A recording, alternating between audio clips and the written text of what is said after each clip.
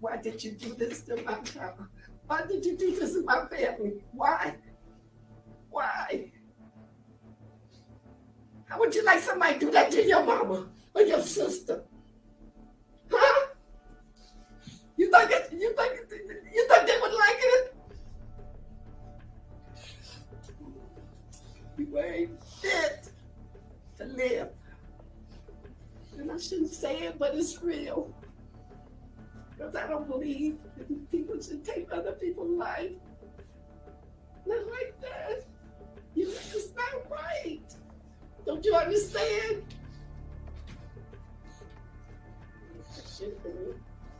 Should have been me instead of her.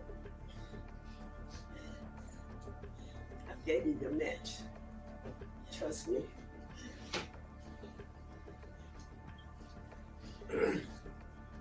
I'm glad I'll never see you again.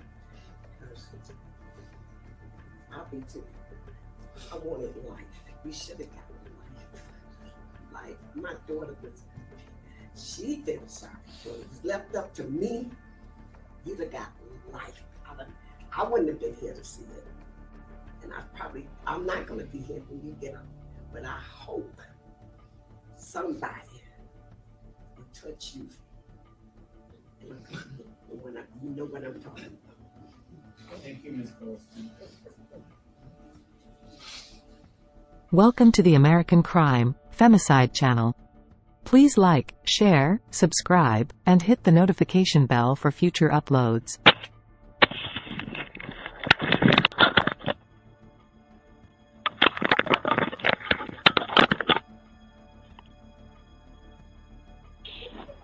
Jamere, you breaking in my house? Like, are you serious? You breaking in my house, Jamere? Why would I break in your house? Why are you at my door with gloves on and all that? We reported on this harrowing case back in September, where a nurse was abducted and met a gruesome end as she left her workplace.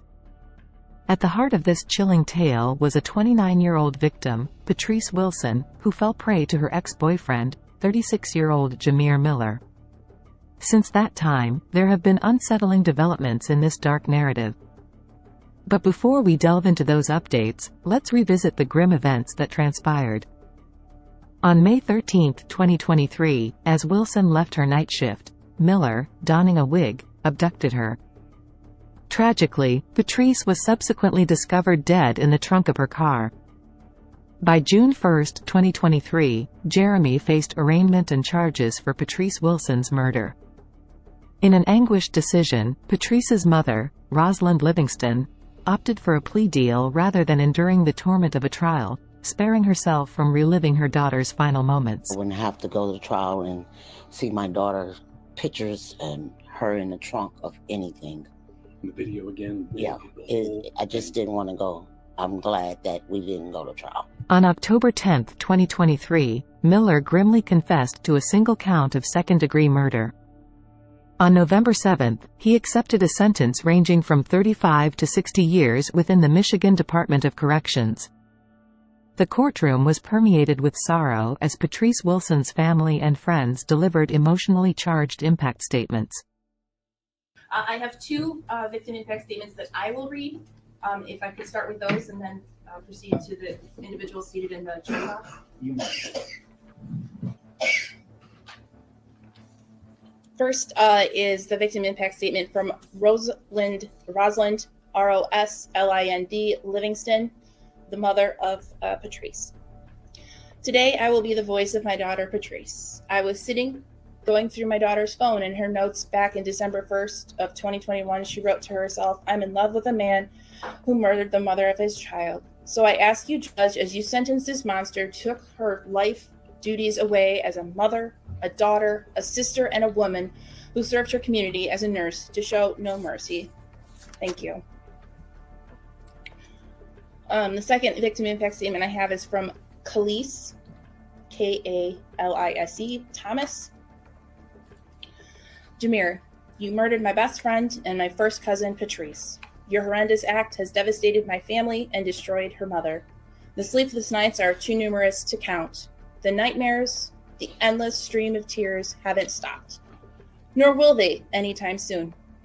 Patrice could light up a room, her infectious smile, her giddy laugh. To hear her voice again as I walked through the door to her, "Hey girl," is all a distant memory. The tremendous void will never be filled and the heartbreak will never go away. All we have is photos and videos, just memories, but the memory of Patrice will live forever. My only regret is that I didn't hug my cousin once more. Jamere, you took Patrice away from her child, her family, and friends for your own satisfaction. Jamere, you hurt us in a way that's indescribable.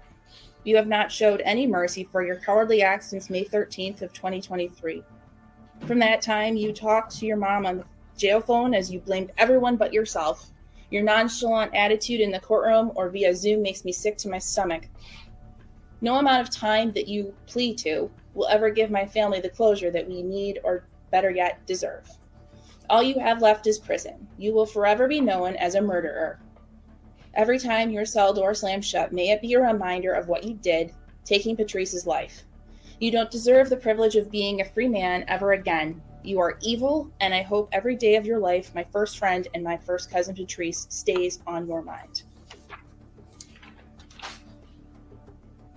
Now, Your Honor, Mr. Jeffrey Moore would like to make a statement. All right, Mr. Moore, where you're standing is fine. You see you're fine there too. That device that's right in front of you that's black and red, that is a microphone and a recorder. So first of all, thank you for being here. This is your opportunity to address the court, and I'm interested to hear what you have to say. Thank you, Your Honor. My beloved niece was not just a nurse, but a caring and selfish mother who dedicated her life to helping others. She had a heart of gold, always giving back to others. Our bond was strong, and we supported each other through thick and thin. Her absence has left an irreplaceable void in our lives. Her memory will forever be the source of inspiration and love. The loss of Patrice, who I love dearly, has left our family shattered. Her big smile, kindness, and sweetness defines her. And even though we will never comprehend why this tragedy occurred during her untimely death, her death has not only robbed her of a bright future, but also left her son growing up without his loving mother. The question of why and how this could ever happen will forever haunt us as a family. As we try to come to terms with the profound grief and emptiness left in the wake of her loss, I will never forgive you, Jamere. I hope this court sentences him to the maximum and show no mercy. Thank you, Mr. Moore. Your Honor, Mr. Tyrese Berry would also like to speak. Thank you for being here, Mr. Berry. I'm certainly interested to hear what you have to say. Pretty sure you already know what I want to say to you.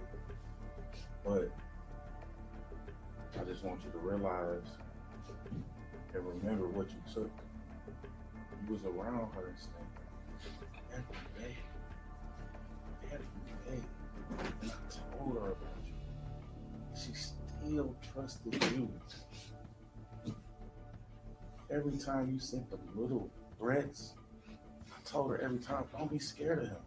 He don't do that to me. He never did that to me. It's nobody in this world that is scared of you as a man, bro. You scare women. But you were scared of her because she wasn't scared of you. And that's what you did. But see, my son got closure. He know what you did. He know. But do your son got closure? Do your son got closure for what you did? You man enough to tell everybody what you did to my baby mama. What did you do to yours? You got your people here. You got your mama here. You embarrassed your family for life. For what? You risked it for this? You put on a wig. A wig. Why is you hard? You still acting like you hard? You cannot act like you hard, bro. You crying yourself to sleep. You miss Patrice so much. Yeah, you shaking your head. That's right. That's right. Stand down. Stand down. Mr. Murray, why don't you speak to the court and not to Mr. Well, of course, you know that was the mother of my son. He took her. She wasn't scared of him at all. She fought back. That's why you lost and she won. Why do you think you won? Speak to me, please. He did not win. He lost. This is an L. Forever, his family. Look at the embarrassment that he just showed. He in here shaking his head, Your Honor. Like, yeah, oh, man, you know you crying yourself to sleep. You about to take this plea? Take it. Just know that he will never make it out of this. It's gonna be them calls and they're gonna be fading. Family gonna forget about you. Your mama gonna forget about you. Your friends, your cousins, everybody, they gonna forget about you. But I'm gonna leave it at, if you think you're gonna make it out of this, I don't know what type of God you're praying to. I'm gonna leave it at that. Thank you, sir. Miss Chanel Anthony would like to read the opinion fact statement that her son Brandon, a cousin of Patrice, wrote. Good morning. I'm happy to hear from you. My baby cousin was murdered. This is a sentence that I struggle to say because it makes it reality. The reality now is that another child has to live without their mother. Another beautiful Black woman destroyed rather than loved and cherished. Another sibling enduring agonizing pain because of a person not fit to be labeled as a man. Not even worthy of being called a human. The bricks and bars that would be in his place of residence and resting place is much of a blessing. Patrice was always full of life whenever I would drive up from Georgia and see my cousin. She always had a smile big enough to fill a room. I honestly believe she was the first person I recognized that had dimples. Me and her older brother were cousins, but we were just like brothers. He was also taken too soon, as well as due to a tragic hit-and-run accident. Patrice, my family, were devastated by the sudden loss. Patrice adored my man. He was her knight in shining armor. I can still hear how he made her laugh. It was years and years after Man's death until I could come back to Detroit. Because when I look at Patrice, I could only see my cousin Man. When I finally saw Patrice again, she was just starting high school. She was a beautiful Black woman. The thing that made her so special is that her soul matched her appearance. I was so proud to see that she did excellence, beautiful, smart, and driven in school. And she furthered her career. When I would talk to her about college, I gave her tips that would help her into graduation. She did that and so much more. Patrice was one of the younger cousins that you just knew whenever they did, she would be successful.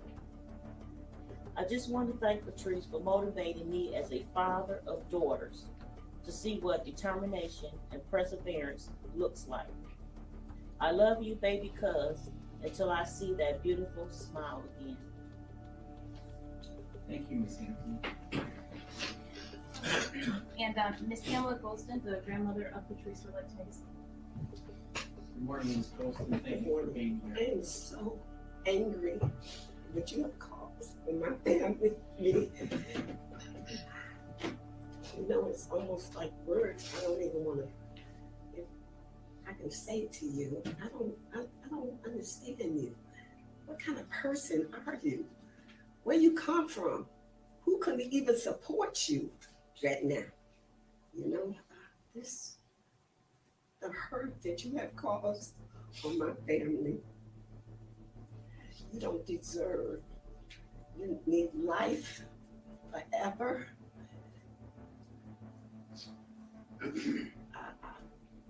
It's not even, it's hard for me to talk because what I really like to say or touch, what kind of person were you? What kind of person are you to do this to her? Every time you think about her, you told her you loved her. How could you love a person and you took her away? How? Is that love? Is that really love? Man. Oh, I wish you could get up and talk. Talk to me. Me. I'm the one that you should have met. Really. Should have been me. Why did you do this to my child? Why did you do this to my family? Why? Why? How would you like somebody to do that to your mama or your sister? Huh? You think they would like it? You ain't fit to live. And I shouldn't say it, but it's real. Because I don't believe that people should take other people's life. Not like that. It's not right. Don't you understand? Should have been me. Should have been me instead of her. I gave you your match. Trust me.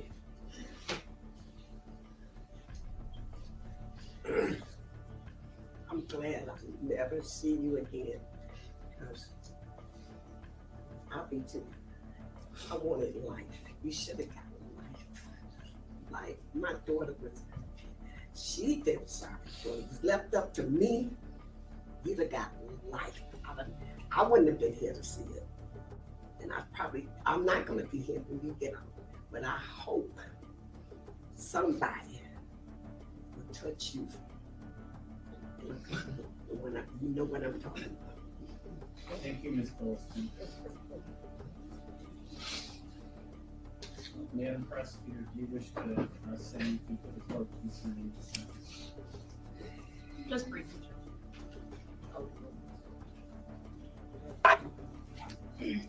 We're here today because the defendant pled guilty to what could only be described as a brutal, thoughtless, senseless act of domestic violence. The defendant, as evidenced from his pre-sentence report, has a history of domestic violence between other women and obviously now Ms. Wilson. The defendant in his pre-sentence report made a comment about this offense. And his comment about this was that it was unnecessary and should not have happened. The people agree that that statement on the part of the defendant is 100% accurate. Can you do the prosecutor the courtesy of listening to her as she's addressing the court on behalf of the people of the state mission? Yes, Your Honor, I was listening. And you were also speaking. So I'm going to ask you to pay attention to what's going on. Go ahead, Ms. Golden. Thank you, Judge. That statement is 100% accurate. This was a crime that never should have happened because he never should have went to Detroit Receiving Hospital that morning. But he did. Out of jealousy, out of anger, we don't know. But he went there with a purpose. He went there to stalk Patrice. He went there to ambush her, and he did. 35 years isn't enough for somebody's life. It isn't. I agree with Ms. Golden. But it is a reasonable plea, given the circumstances of the case, given his guidelines, and I ask the court to impose that 35 to 60 year sentence that the people and the defendant have agreed to. I thank the court for their time and thank everyone for being here today. All right, Ms. Woodson. Can I have one moment? Yeah.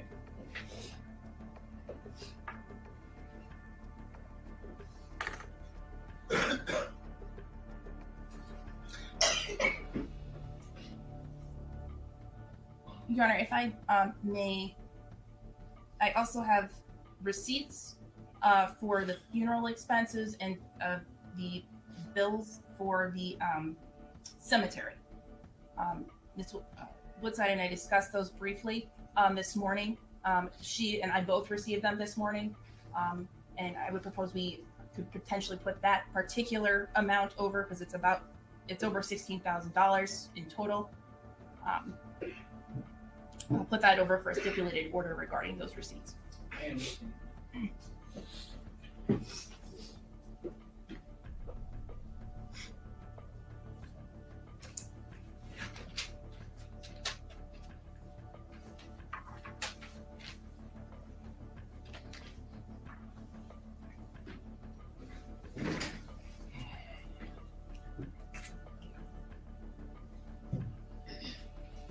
My client would have a statement to make.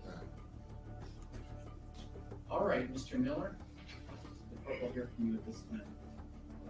As all our family members said, I do sit over every day, every night trying to figure out what to say, keep myself for after drinking my day, and which not be investigated. Thinking about what I did to her family, not only my family, but all my friends too. And her family members that I'm friends with. There ain't nothing I can do to take that letter with you. We just had a toxic relationship. And it's something sensitive, but it's something that shouldn't even happen. I could read all these pages I wrote, but sorry. Yeah, because I beat myself up and got all this stuff to say with all too much, but I feel everybody has spoken. Ms. Woodside. I was at my hand stuff up. I was at my hand stuff. I don't know exactly what it is. Okay. So I think that there are many other pages, Your Honor, but I think he's gonna not read any additional other pages. I can read it for him. I read it for him. That's fine. I sit up every night, every day, every night, trying to figure out what to say, beating myself up because I know that there is nothing I can say to make things okay. Nothing to say to make this reverse. Nothing to say to heal our families. This has been the worst, most haunting experience of my life. I have dreams and nightmares of all of our great times, all of our okay times, all of our dates and trips, even the bad and the toxic arguments. I would trade the world to have them back, and not this truth of tragedy. I literally wake up sweating, heart beating heavy because of reenactments of this morning that caused much pain to so many loved ones. Patrice didn't deserve this. We don't deserve to lose both our lives over foolishness. We have people that really love and care for us. I really hurt over this. I wanted to cry when Miss Roslyn took the stand because I felt her pain. I felt exactly how she felt in my body. Patrice was my heart. All she wanted from me was to leave the streets alone and not waste my potential. All she wanted was security, and I'll never leave her and be able to be to each other's crush and backbone. I failed her. I failed us. I failed our kids, our family, and our friends. I am so ashamed. All she wanted from me was to submit to Christ, pray, and repent. And now look, money is the root to evil, I swear. All I wanted was my money, and all she wanted was me to pay off that rental. And now we paid with our lives. I wish that now I could have been the bigger person and said yes, pay it off. It was not worth this. I've been to So I've been to ground zero 20 times and got to the top floor. I don't know what was different. Could have been the police raid and seizure that had me think disrupted. I think about that morning so often that I find myself in deep thought and then crying. I think about the moments leading up to getting in the car. I think about what happened in the car. I think about when I said, come on, let's go back to receiving. I think about her telling me to stop, how to stop the bleeding. I think about her telling me she didn't want the police to kill me. I think about our last moment. It hurt so bad. I wish we could have put our mothers in this situation. I truly do. This is the hardest pill to swallow ever. To this day, I'm in disbelief. I still try to dial her number thinking that this is a dream. But I know it's not. I know she ain't gonna answer. And she always answers. I wish you would have told me to take her back when I wanted to. I believe at least she would have had a chance at life no matter what would happened to me. She still, after all this, didn't want for me to be hung. And this will continue to hurt my soul every second of eternity. I have so many great memories of our time together. I catch myself when I smile. I hold myself when I cry. I guess this is the first time ever merciful, because I accept punishment without a fight. I beg for forgiveness. I have compassionate treatment of the unfortunate, and I pray for our family, our children, and our friends. Chris Rock said, and I quote, that you never know that the last time you see someone will be the last time that you see someone. This may be the last time I see anyone, the last time anyone sees me, because I should never have the last time seeing Patrice, and that shouldn't have been her last time seeing me in the last time period. And even if God or her family or my family doesn't forgive me, I would do what she asked me. Miller will do a minimum of 35 years for the murder of Patrice. This plea deal concludes the criminal side of the case. The family is suing the Detroit Medical Center for $200 million, claiming it was negligent and had inadequate security at the hospital. Lawyers for the family claim the DMC didn't follow protocols, and didn't call police until 2 hours after Wilson disappeared. Although the family has found some solace in Miller's incarceration, the profound loss of Patrice remains irreplaceable. Let us hold the family in our prayers as they grapple with their enduring grief. May Patrice Wilson rest in eternal peace.